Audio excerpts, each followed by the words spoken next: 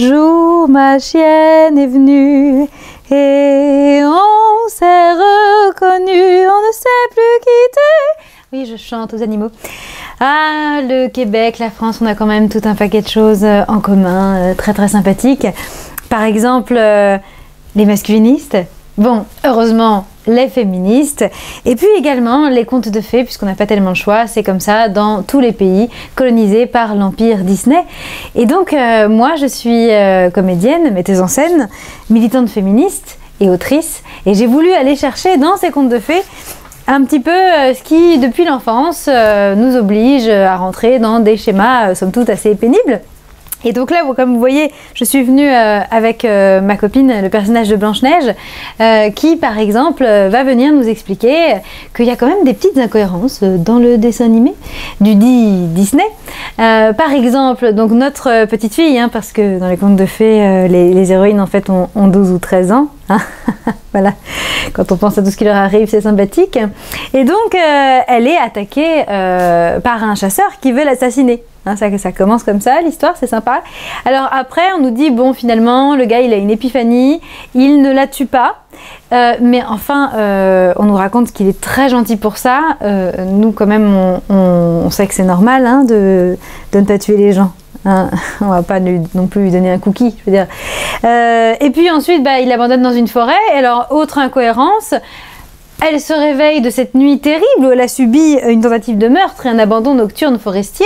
Et là, elle se retrouve devant une chaumière vide. Donc, c'est quand même une chance, hein.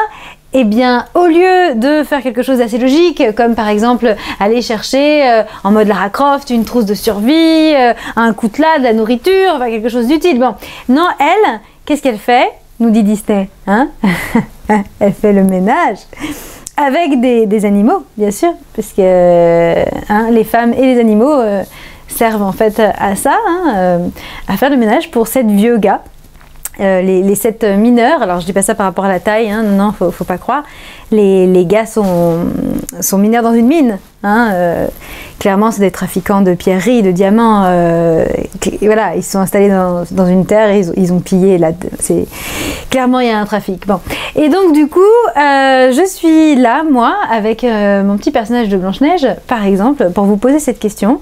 Si vous vous réveillez après avoir fait le ménage pendant des heures, vous vous êtes endormi, vous ouvrez les yeux et autour de votre lit, vous voyez 7 vieux hommes inconnus, armés de pioches. Vous voyez ça? Qu'est-ce que vous faites? Est-ce que vous hurlez ou est-ce que vous vous dites « Oh, mais qu'est-ce que vous êtes mignon !» Voilà, donc on va reprendre un petit peu les fondamentaux. De la même manière, on va dire que quand on dort, alors vous allez voir, hein, c'est pas sorcière, quand on dort, on dort. Voilà, j'avais prévenu, c'est simple. C'est-à-dire qu'on ne désire pas, hein, on ne désire pas être réveillé d'un baiser, par exemple. Non, bien sûr. Ça s'appelle une agression sexuelle, ça, hein, pénalement. Je pense qu'on est un petit peu raccord entre la France et le Québec là-dessus. Je voudrais remercier infiniment la table de concertation de Laval en conditions féminines d'avoir été vraiment à l'origine de cette tournée.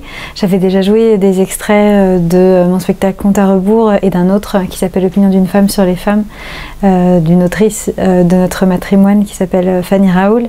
J'avais déjà donc joué des extraits à Québec en 2015, mais jamais une tournée de cette ampleur. Avant ça, j'ai joué pendant 6 ans énormément en France, un peu partout, en Belgique, et du coup, c'est une immense aventure de traverser l'océan avec ce spectacle qui, d'une part, est vraiment le fruit de mon militantisme féministe depuis des années. J'ai eu cette urgence de mettre à l'endroit les contes de fées, puisque ça forme notre imaginaire commun. J'ai eu aussi cette urgence de rendre famage, moi je dis ça comme ça, de rendre famage aux héroïnes que j'ai rencontrées dans la vraie vie. qui sont des survivantes, qui sont des résistantes. Et j'avais besoin que, enfin, elles aient des héroïnes à leur hauteur, des héroïnes qui leur ressemblent. Et donc, Compte à rebours, c'est ça aussi. C'est vraiment pas le fruit du hasard, mais bien d'un long cheminement féministe sur le terrain. Et puis de formation avec des associations féministes françaises qui sont là aux côtés des victimes depuis 30 ans. Tous les jours, le collectif féministe contre le viol qui soutient le spectacle. Et par ailleurs, j'ai d'autres soutiens comme la mairie de Paris par exemple, d'autres collectivités, d'autres associations, des universités, etc. Donc c'est une belle aventure que je suis ravie de partager avec vous. Pourquoi, quand on parle de mon conte, on dit toujours Hansel et Gretel, et jamais Gretel et Hansel? Pourquoi c'est toujours nous en seconde? Scandale! Et puis donc, une autre chose qu'on a en commun, justement, nos deux pays, eh bien, c'est cette langue dite française dans laquelle on apprend aussi aux enfants depuis la petite enfance, et bien que non seulement les princesses attendent dans des tours impatiemment que des chevaliers veuillent bien passer en bas de la tour, mais en plus on apprend aussi aux enfants que le masculin l'emporte sur le féminin en grammaire, comme si c'était normal, comme si c'était banal, comme si on pouvait rien y faire, et comme si ça avait toujours été comme ça aussi. Et ça aussi, on va pouvoir en discuter, on va pouvoir le décortiquer, et on va pouvoir aussi le retourner. Et je vais vous emmener pour ça dans un texte qui s'appelle La Pérille mortelle, que je vais faire en première partie de soirée, et où je vais vous emmener avec moi dans un monde imaginaire, inversé, qu'on va appeler la matriarcate. Et alors là, depuis longtemps, la féminine l'emporte sur la masculine. Depuis longtemps, les mots autrice, les mots metteuse en scène, les mots professeuse existent, mais les mots auteur, metteur en scène, professeur, on n'a jamais entendu parler. Et mon texte La Pérille mortelle est arrivé un petit peu plus tard. Là, c'est en réaction à notre magnifique Académie française. Hein, vous n'avez pas ça, hein? Vous êtes jalouse. Alors l'Académie française, en fait, c'est un petit peu ce que c'était déjà au départ, il y a 4 siècles. C'est-à-dire c'est une énorme majorité de vieux hommes blancs riches et qui donnent leurs avis de manière parfaitement illégitime, parce qu'ils ne sont pas linguistes, ils sont... Voilà, c'est juste le mec blanc riche qui traîne qu'on met là-dedans.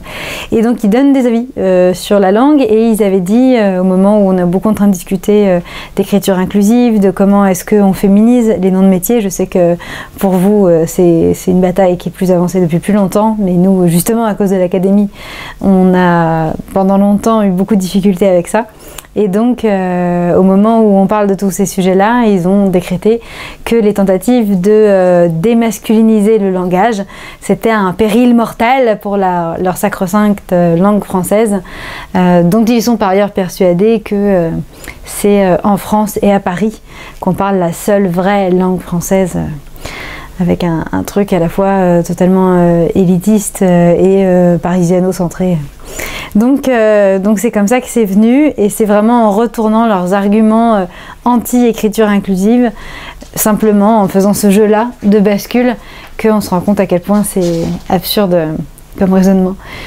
Quand on pense qu'il y a encore aujourd'hui des pays dans le monde où les hommes n'ont pas le droit de voter ou de conduire une voiture, ces hommes-là, privilégiés de chez nous, feraient quand même mieux de s'occuper de ces vrais combats plutôt que de perdre leur temps, et surtout le nôtre, les copines, avec ces histoires de bons hommes sur les mots employés. Donc j'ai hâte non seulement de jouer, et puis aussi d'échanger avec vous. Merci beaucoup la TCLCF, et à très bientôt, le 21 au soir. Je suis absolument ravie de venir à votre rencontre avec ma galerie de personnages, avec ma Cendrillon. Parce que c'est avec lui que ma vie s'est noyée dans le vaisselle. Avec lui que j'étais lessivée. C'est sa poussière que j'ai ramassée jusqu'à tomber moi-même en cendres. Avec ma Scheherazade, avec ma petite sirène, avec ma grande chaperonne rouge.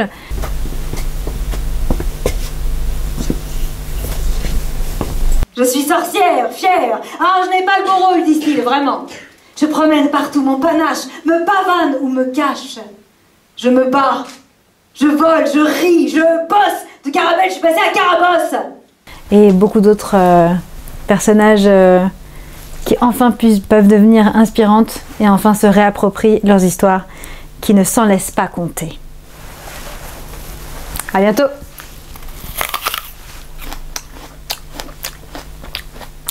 Un drôle de goût. Je trouve pas qu'elle a un drôle de goût. Et je vous parle, les 7 machins là. C'est pas... Bon. Au 21.